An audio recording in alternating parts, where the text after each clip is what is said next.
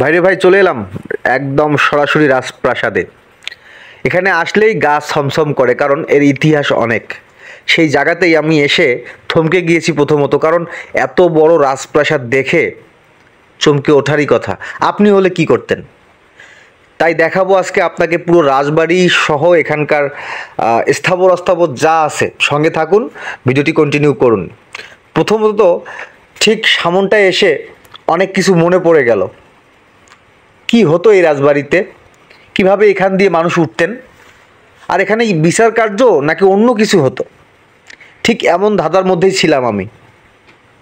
যাই হোক, ভিডিওর শুরুতেই যখন বলেছিলাম রাজবাড়ির কথা, আমরা রঙে রসে ভরপুর সেই নামকরণ জায়গা রংপুর, সেই তার পাশেই অবস্থান করছি রাজবাড়ি নামক জায়গায়। কারণ এখানে আসলেই, রাজবাড়ি বললেই এক নামেই রিশকলা থেকে শুরু করে সবাই আপনাদেরকে দেখিয়ে দেবে।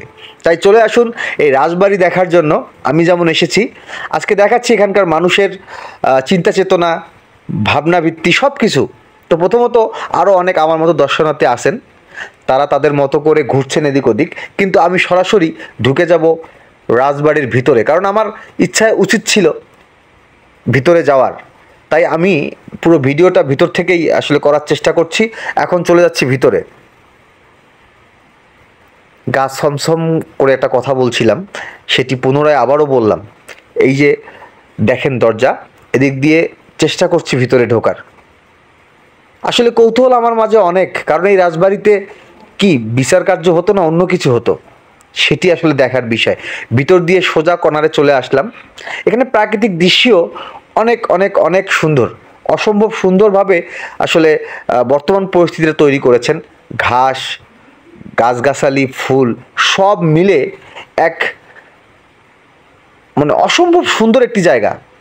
যার কারণে এই কথাটা বললাম সেটি হচ্ছে যে এই পাশে যে রাস্তাটা দেখছেন, এই রাস্তাটি ওখার মুখেই এসেই দেখতে পারবেন।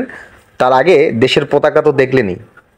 এখানে এই পার্শ্ববর্তী যেমন 8টি জেলা, সবখান থেকেই মানুষ আসেন।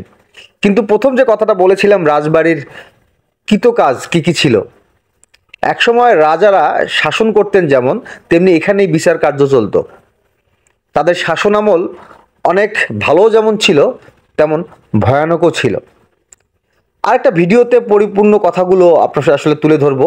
তার আগে এই দৃষ্টিনন্দন জায়গাটা সম্পর্কে আপনাদেরকে কিছুটা হলেও জানানোর চেষ্টা করলাম। কেমন লাগলো ভিডিওটি সেটি জানাবেন, এবং ভিডিওটি আসলে আপনাদের মধ্যে প্রাণবন্ত কোনো কিছু সৃষ্টি করলো কিনা সেটা জানাবেন। তো দেখা হবে আরেকটা ভিডিওতে। ততক্ষণ পর্যন্ত ভালো থাকুন, সুস্থ থাকুন। আল্লাহ হাফেজ।